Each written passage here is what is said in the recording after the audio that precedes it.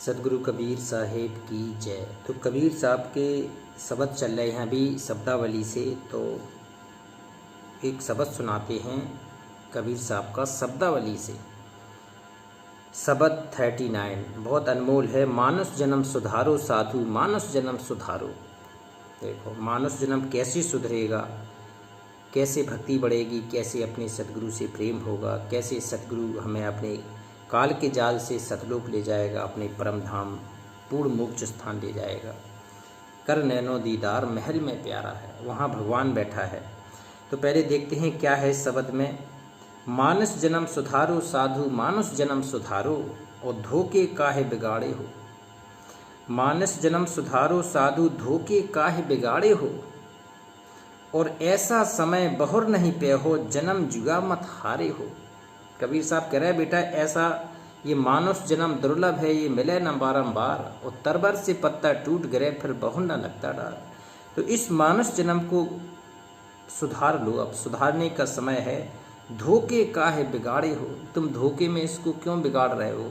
ये मानुष जन्म अनमोल है, ये भक्ति भगवान को प्राप्त करने के लिए मनुष्य दिलाते हैं। कि ऐसा समय बहुर नहीं पाओ, ऐसा समय दोबारा नहीं पाओगे जब ये मनुष्य का शरीर है, श्वास रूपी भक्ति है, पूरा सब कुछ भगवान ने दिया है भजन करने के लिए।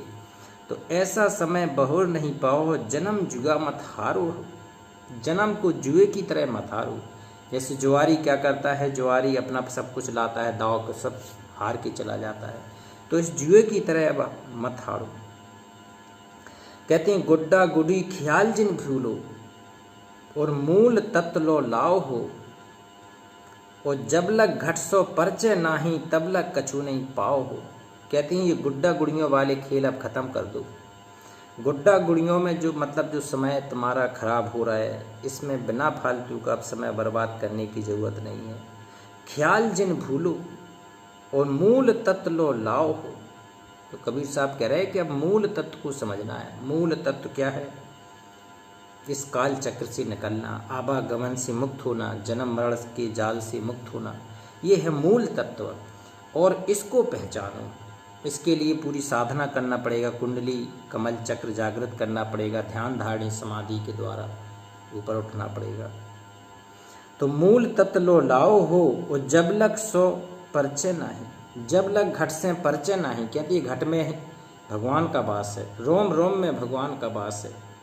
तो जब तक तुझे ये पता नहीं है कि हमारे शरीर में, हमारे श्वास में, हमारे रोम रोम में भगवान का वास है, तब तक तू घट से परिचय नहीं हो पाएगा।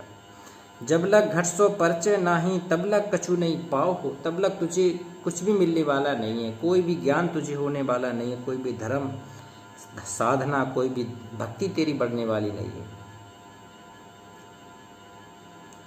और तीर्थ व्रत और जब तब संयम या करनी मत भूलो हो। और कर्म फंद में जुग जुग पड़े हो, फिर योनि में भूले हो। देखो कहती हैं तीर्थ यात्राओं पे जाना, व्रत करना, भूखे रहना, तीर्थ व्रत और जप तप संयम या करनी मत भूलो हो। इस करनी में मनुष्य भूला है। ये भक्ति की कहती हैं जो आध्यात्मिक क्रियाएं हैं, ये तीर्थ व्रत जप तप संयम, इससे अलग की क्रियाएं हैं भक्ति वाली। वो आंतरिक है। पूरे कमल चक्रों को जागृत करना, कुंडली को जागृत करना, ध्यान धारी समाधि को जागृत करना। और तीर्थ व्रत यात्रा जी मनमाभिक होती है, लेकिन आंतरिक यात्रा सतगुरु के साथ होती है। बिना गुरु की आंतरिक यात्रा, भक्ति यात्रा, अध्यात्म यात्रा होती नहीं है। तो कहती हैं या कर नहीं मत भूलो हो और कर्म फंद में जुग जुग पड़े। तू कर्म के जाल में युगों युगों से पड़ा है तू, और फिर ज्योनि में भूलो हो। कहती हैं दोबारा फिर तू जोनी में आ जाता है। लग 84 योनियों भुगतता है, फिर हर प्रकार की योनियाँ भुगतने के बाद भगवान फिर बड़ी मुश्किल में एक शरीर देते हैं, मनुष्य शरीर, जो दुर्लभ है, ये बार बार नहीं मिलता है। कहते ना कछु नहाए, ना कछु धोए, ना कछु घंट बजाए हो। और ना कछु नेति, ना कछु धोती, ना कछु नाचे गाए हो। कहते ये क्रियाएं अलग हैं। ना तो इसमें नहाने धोने की ज़्यादा ही ज़रूरत है, नहा लो, धो लो, साफ कर लो शरीर को, लेकिन ऐसा नहीं है कि बिना नहाए धोए कुछ होता ही नहीं है। तो कहती है ना कछु नहाए ना कछु धोए और ना कछु घंट बजाए हो। इसमें कहते हैं घंटा बजाने की भी जरूरत नहीं है।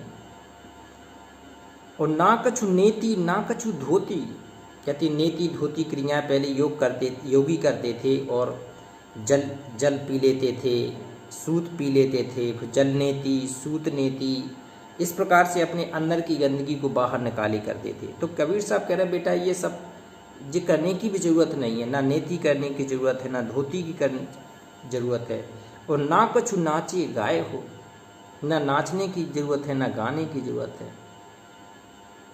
ये भक्ति विधि अलग है, ये अंदर की भक्ति है, योग साधना की भक्ति अलग है, ध्यान धारणा समाधि की अलग है, मूलाधार से लेकर सहस्त्र कमल तक की यात्रा अलग है, मूल कमल से सहस्त्र कमल तक की। उन घटों में भगवान हमारे खुद अंदर बैठे हैं। कस्तूरी कुंडल बसे और मृग ढूंढे बनमाए, ऐसे घटघट राम है दुनिया देखे ना। तो उसके लिए जे कुछ नहीं है। कहते सिंगी शैली भभूत सो पटुगा और साई स्वांग से न्यारो हो, और कहे कबीर मुक्ति जो चाहो मानो शब्द हमारा हो। कहती है सिंगी सेली, सिंगी होता था मुंह से बजाने वाला एक बाजा, सिंगी सेली, और साधु इसको बजाया करते सिंगी सेली।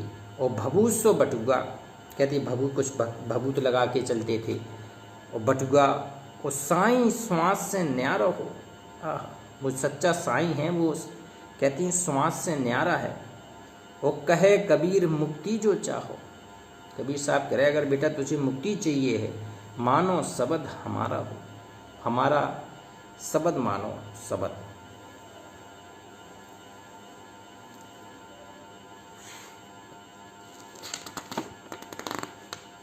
एक शब्द और लेती हैं, जिनके नाम ना है हिये, जिनके नाम हृदय नहीं है,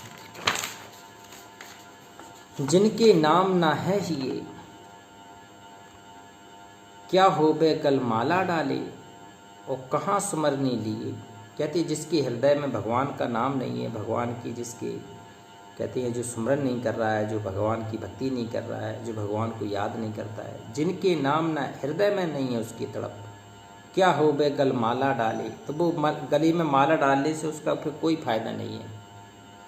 और कहाँ सुमरने लिए, कुछ लोग सुमरनी लटकाए लिए रहते थे, ना तो सुमरनी लेने से कोई फायदा, ना गले में माला डालने से भी कोई फायदा। और क्या हो बे पुस्तक के वांचे और कहाँ शंख धुन लिए। कहते हैं तुम कितने भी पोथी पढ़ते रहो, कितने भी पढ़ते रहो, पुस्तक पढ़ते रहो, उससे कुछ नहीं होने वाला। कहाँ शंख धुन लिए, तुम शंख बजा रहा है, ये भी नहीं करना है। क्या हो बे काशी में बस के, जब तेरे अंदर भगवान के प्रति भजन नहीं है, गुरु के प्रति सम्मान नहीं है, सतगुरु का आदर नहीं है, तब कबीर साहब कह रहे हैं कि अगर ये चीज़ें तुम कर रहे हो तो फिर उसका कोई फायदा नहीं है। चाहे तुम पुस्तक बाँच लो, चाहे ज्ञान कर लो, चाहे तुम शंख बजा लो। क्या हो बे काशी में बस के, चाहे तू काशी में वास कर ले, काशी में चला जा। और क्या गंगा जल पिए, चाहे गंगा का जल पी ले। अगर सतगुरु के प्रति विश्वास नहीं है, सतगुरु का समर्पण नहीं है, सतगुरु के प्रति श्रद्धा नहीं है तेरी, तो फिर चाहे तू काशी में चला जा, गंगा जल भी पिया।